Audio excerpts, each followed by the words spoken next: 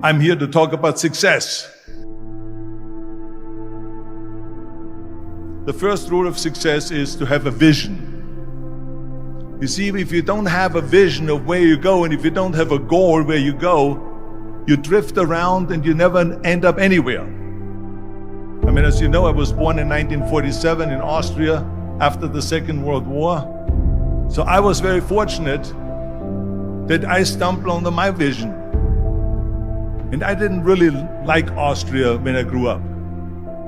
I couldn't wait to get out of there.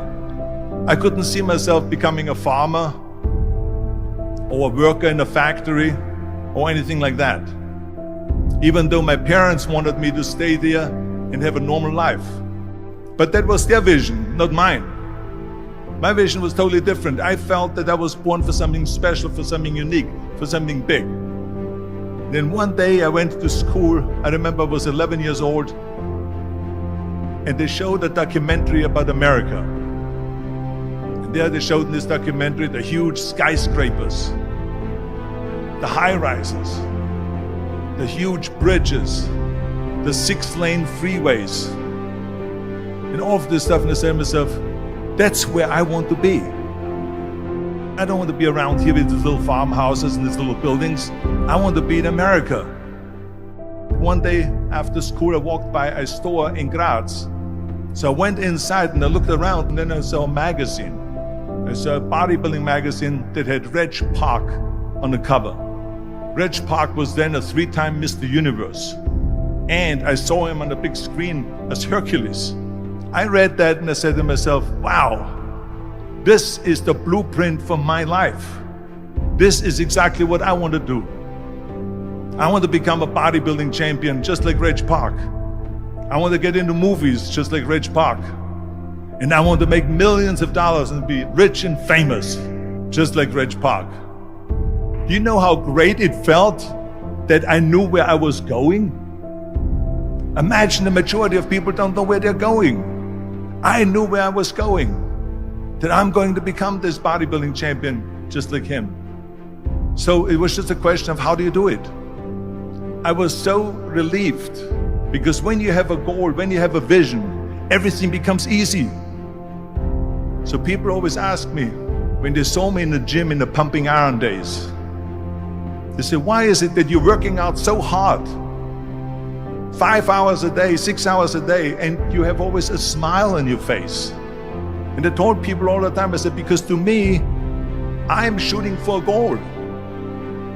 In front of me is the Mr. Universe title. So every rep that I do gets me closer to accomplishing that goal, to make this goal, this vision turn into reality.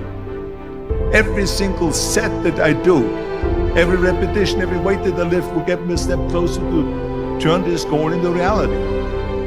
So I couldn't wait to do another 500-pound squat.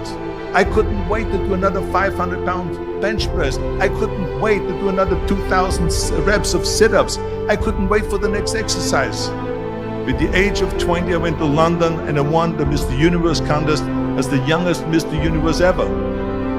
And it was because I had a goal. So let me tell you something, visualizing your goal and going after it makes it fun. You got to have a purpose no matter what you do in life. You got to have a purpose. But you have to do something every day that scares you. And that's a takeoff from Helen Keller, who said, or not said, she was deaf, dumb, everything. She couldn't do anything. And she said every day she did something to scare herself. Well, if you and I had all those afflictions, just getting out of bed would be scary enough. And so I decided that one of the differentiations between the people that got the most out of the week-long seminar and the year-long free mentoring from me is people that really press themselves hard. So I translated that into they've got to do something and list it, what they did to scare themselves every single day. Is that the essence of really what you do, is getting people to take more risk or to get out of their comfort zones, and then the wealth comes later? It's not just out of their comfort zones. It's to change your reality. Okay, you know, your reality is different than my reality. and your followers' realities are all different. But it's to change your reality and to make yourself accountable. That's not just getting outside your comfort zone, making yourself accountable. Okay, not just accountable, not accountable to somebody else, accountable to you, me, yourself, because that's the ultimately that's the only person you should be accountable to, is yourself. And we grow up, in my judgment, wrongly, that that we don't hold ourselves accountable enough. We just don't. We've learned to come up with reasons why we can't do this, reasons why it's okay not to do this, reasons why you didn't follow up on time, reasons why I told the guy to get back to him by Wednesday, it's now Friday, oh, it's the weekend, I'll now get back to him on Monday. And life has gotten simpler now. With the internet and with email and the things where the communication is almost instant, you'd think it should be easier, but it's not. I use the analogy, 25, 30 years ago, you go in to buy a $100 million company, your due diligence would be 3, 4, 5 weeks, and it'd take you 3, 4, 5 weeks to close the deal. Okay, a month and a half, 6 to 8 weeks. With the internet, it should take less time because the information is instantaneous. It takes us twice as long to close a deal now. Twice as long. There's no reason for that. Things haven't gotten twice as complicated, but somebody has to put their name on the line. Somebody wants to push off the accountability. Somebody would rather have Brian sign off on it, so I go home early on a Thursday knowing you're going to come in early on a Monday and your signature will be on the document instead of mine, because I don't want to be accountable. And so the kids today have this need. It's like this thirst for guidance. And the kids do better in the year-long mentor program than the older kids. So the kids in their teens and 20s do better than the guys in their 40s and 50s. That's because the guys in their 40s and 50s got a lot of baggage. Bad habits, and it's tough to get rid of them. And the, motivation gets you started. Good habits keep you going. Most people just have piss poor habits. And, I've had these same habits for about 50 years now, okay? About 50 years. And I don't even think about it. I mean, it's just like brushing my teeth, taking a shower. I just do it. And one of the other interviews that I did with you, I said, when I do feel wimpish, which isn't too often, I just say, come on. And I just go out and do it. And I do that about my entire life. Everything about it. And I know that if I hadn't built up these habits 20, 30 years ago, at age 70, I certainly wouldn't be doing this. I don't fail very often. I do fail. You're pretty open about all the failures. Yeah, I'm not ashamed of them. Right. That's what's made me who I am. You said failure is just testing. Correct. It's just testing. And I don't know, and I'm quick to pull the trigger two ways. I'm quick to pull the trigger and trying something, and I'm quick to pull the trigger and closing something. Just turn the key. What does that mean, turn the key? Turn the key means close the fucking business down. Most of the people watching this thing should either not be in business if they've got one, or close the fucker down if they got one. Because you got in business for all the wrong reasons, and you don't have the balls to close them down because of what other people are going to say. You have no idea how limitless it is when you're not afraid of what other people think or say. You have no idea. There's not two people watching this thing that even has a concept of what it is to act as if you have no limits to your abilities. Zero. Lack of self-esteem, lack of self-worth. Now they think they have self-worth. They think because they've made a few bucks. But in actuality, and when they measure it against the other 8, 10, 12 people sitting around the table, they realize, or they start to question, hell, maybe I was just lucky. Now, all of us, when you're only a one-trick guy or gal, think, was I lucky? Now, I've done it so many times, I know I wasn't lucky, I might have been lucky the first time, but I haven't been lucky the 15, 20, 40, 50. I know that. Okay. But maybe I was lucky the first time. But my life changed when I was pretty much a haphazard kid, got in a lot of trouble, got arrested 4 or 5 times, thrown in jail. And this was with my dad as a cop. But then I volunteered for the draft in 1966 at the height of the Vietnam War. And I went to OCS, and that changed my life because it was the really first real high performance thing that I could measure myself against with other people. 2/3 of all Fortune 500 CEOs have one thing in common: military background. Really? 2/3 of those 2/3 have something else: martial arts. What do you learn in martial arts, Brian? Discipline, focus. A lot of people don't believe they deserve to be there. I convince them, and we have these drills, why you belong there. A lot of people that come there, with money, that have made money, think they made it by accident. Right. I just had one of my superstars who's made $100 million tell me in the last week,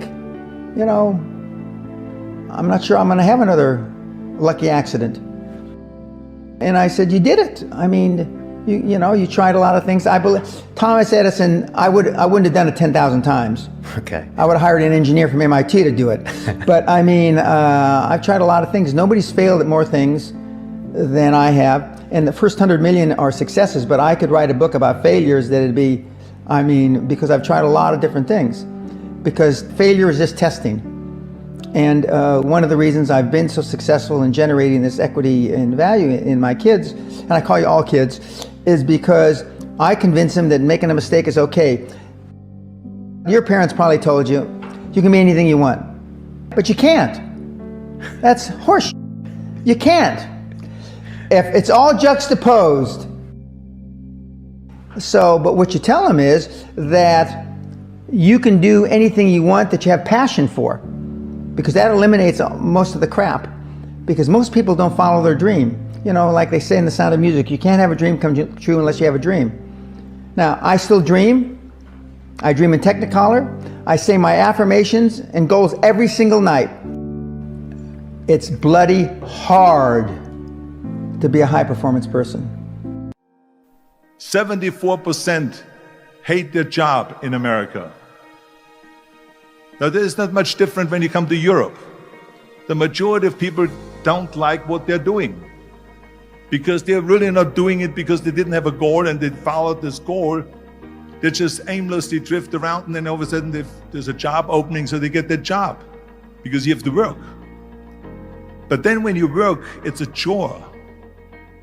It's work. It's not fun.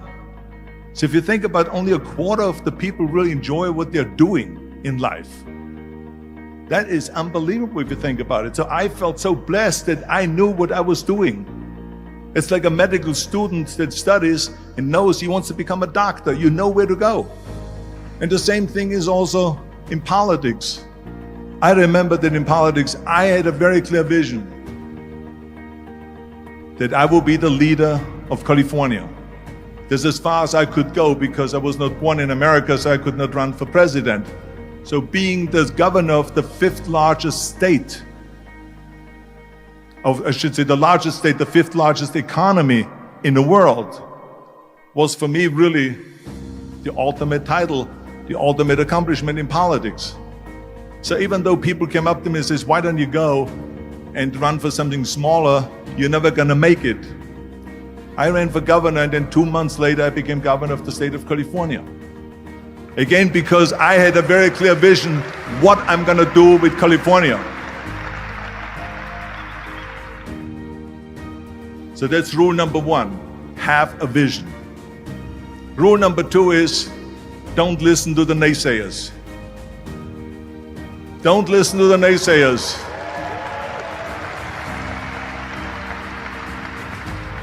Everything I ever did, the thing that I heard out of people's mouth was, that's impossible.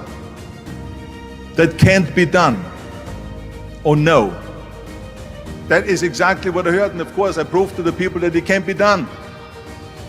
So whenever someone said to me, it can't be done, I heard, it can be done.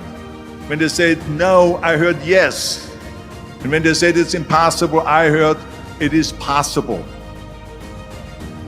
I'm a strong believer of what Nelson Mandela said, that everything is always impossible until someone does it. Well, I'm going to be the one, I said to myself, I'm going to do it and I'm going to show it to them. Maybe it has never been done before. That's perfectly fine with me. But I'm going to do it. And I did not listen to the naysayers. Success